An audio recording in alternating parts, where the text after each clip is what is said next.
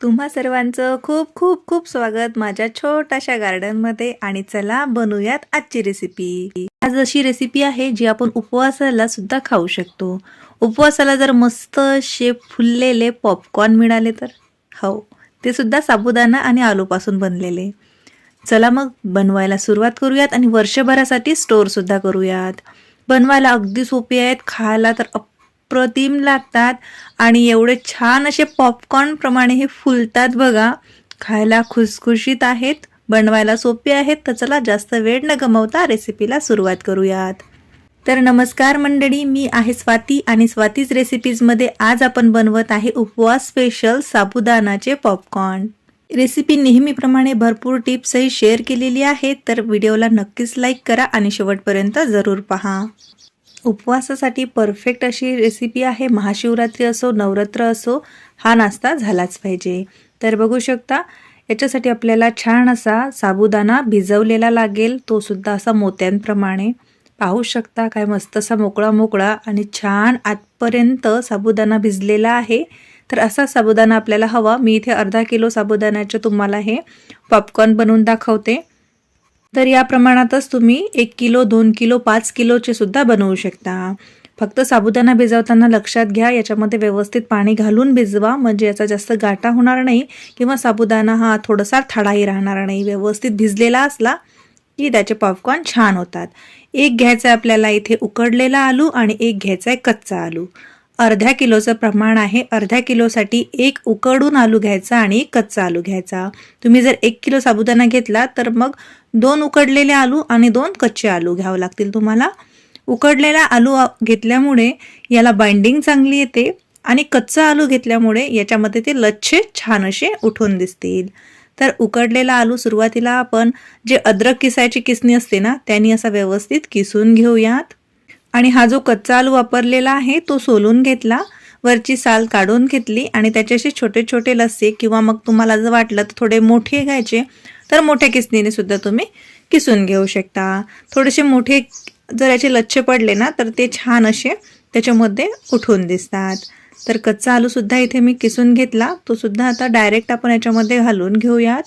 लगेच घालायचा. तुम्हाला जर वेळ असेल बनवायला तर कच्चा आलू हा पाण्यामध्ये ठेवावा, नाहीतर तो काळा पडतो. चवीनुसार मीठ घालून घ्यायचं. थोडंसं लाल तिखट सुद्धा घालायचं याच्यामध्ये आणि जिरं घातलंय बघा. आता तुम्हाला लाल तिखट नाही वापरायचं तर तुम्ही याच्यामध्ये हिरवी मिरचीची पेस्ट घालू शकता. लाल तिखट घातल्याने पॉपकॉर्नला रंग चांगला येतो.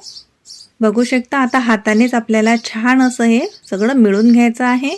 याच्यामध्ये पाण्याचा अजिबातही वापर करायचा नाही, कारण साबुदाणा भिजलेला आहे, उकडलेला आलू वापरलेला आहे, त्यामुळे याला छान अशी बाइंडिंग येते. जास्त याच्यामध्ये कुठले जिन्नस मी घालत नाही, कारण हे उपवासासाठीच आपण बनवत आहे. जर तुम्ही उपवासाला कोथिंबीर वगैरे घात असाल तर मग कोथिंबीर याच्यामध्ये बारीक चिरून घालू शकता. आता मी टेरेसवरती छान असा एक कागद आथरून घेतला. आता कागदावरती तेल पाणी काहीच लावायची गरज नाही. तसं याच्यावरती छान असे आपण सांडगे कसे घालतो तसे सांडग्यांप्रमाणे हे असे छोटे छोटे याचे सांडगे बनवून घेऊ शकतो. ते असे छान तेलामध्ये गेले की पॉपकॉर्न प्रमाणे फुलतील. प्रत्येक उपवासाला साबुदाणा खिचडी किंवा भगर किंवा तळलेलं असं दुसरे काही पदार्थ खायला कंटाळा येत असतो. थोडं बोरिंग होतं. नवरात्राचे 9 दिवस उपवास आपण करतो. महाशिवरात्रीचा उपवास असो, एकादशीचा असो किंवा मग गुरुवार असो, कुठलाही उपवास असो. आणि एकटीचा उपवास असला की एकटीसाठी साबुदाणाची खिचडी करणं किंवा आणखी कुठला पदार्थ करणं थोडंसं कंटाळवाणं आपल्याला वाटतं, हो ना. मग असे जर काहीतरी घरामध्ये बनवून तयार असलं की मग लगेच घेता येतं आणि तळून आपला फराळ तयार होतो. 2 ते 3 दिवस छान हे कडकडीत उन्हामध्ये मी वाढवून घेतलंय. बघू शकता. मस्त उन्हात आतपर्यंत वाढलेलं आहे. हे छान वाढवून घ्यायचं, कारण वर्षभरासाठी आपण हे स्टोअर करणार आहे. आणि आता आपण याला तळून घेऊयात. तळताना गॅसची फ्लेम मोठी ठेवायची आणि तेलसुद्धा कडकडीत गरम हवं, म्हणजे आतपर्यंत छान असं तळलं जातं. याच्यामध्ये साबुदाणा असा जो अख्खा आपण ठेवलेला आहे ना, तो तळल्यानंतर खूप जास्त उठून दिसतो.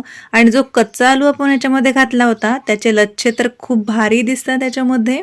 मस्तच. बघू शकता काय मस्त फुलतोय, जणू काही पॉपकॉर्नच. असा जर पदार्थ उपवासाला खायला मिळाला तर उपवासाची रंगत आणि मजा आणखीनच वाढेल आणि उपवास भारी सुद्धा जाणार नाही. तर या पद्धतीने उपवासाचे पॉपकॉर्न तुम्ही एकदा बनवून ठेवा, वर्षभरासाठी स्टोअर करू शकता. वर्ष काय 2 वर्षही खराब होणार नाही. छान जर व्यवस्थित कडकडीत उन्हात वाळवून घेतले आणि कुठलाही वाळवणीचा पदार्थ हा वर्ष 2 वर्षासाठी आपण जेव्हा स्टोअर करतो तेव्हा मे महिन्याच्या मध्यामध्ये किंवा मग मे महिन्याच्या शेवटी जेव्हा कडकडीत ऊन असतं ना तेव्हा ते पदार्थ एकदा ऊन देऊन घ्यायचे, म्हणजे ते पावसाळ्यात हिवाळ्यात त्याला जाडी अडी असं काही लागत नाही. ही महत्त्वाची टीप होती बघा, प्रत्येक वाळवणाच्या पदार्थासाठीही लागू होते. आजचा पदार्थ बघा काय मस्त खुसखुशीत झालाय, परफेक्ट. आता हे खायचं कसं? तुम्ही असंच खाऊ शकता कारण याच्यामध्ये आपण थोडंसं तिखट आणि मीठ सुद्धा घातलेलं आहे. पण जर तुम्हाला आणखी छान चटपट याला बनवायचं असेल तर तुम्ही याच्यावरती थोडंसं काळं मीठ भुरभुरू शकता, आणखी वरतून लाल तिखट घालू शकता किंवा मग याच्यावरती भाजलेल्या जिऱ्याची पूड सुद्धा तुम्ही घालू शकता.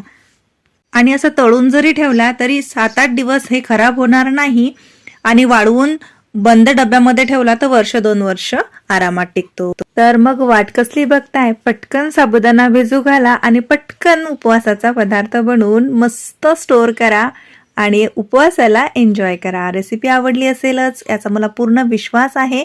अजूनपर्यंत लाईक केलं नसेल तर प्लीज रेसिपीला लाईक करा, सोबतच आपल्या चॅनलला सुद्धा सबस्क्राईब करा.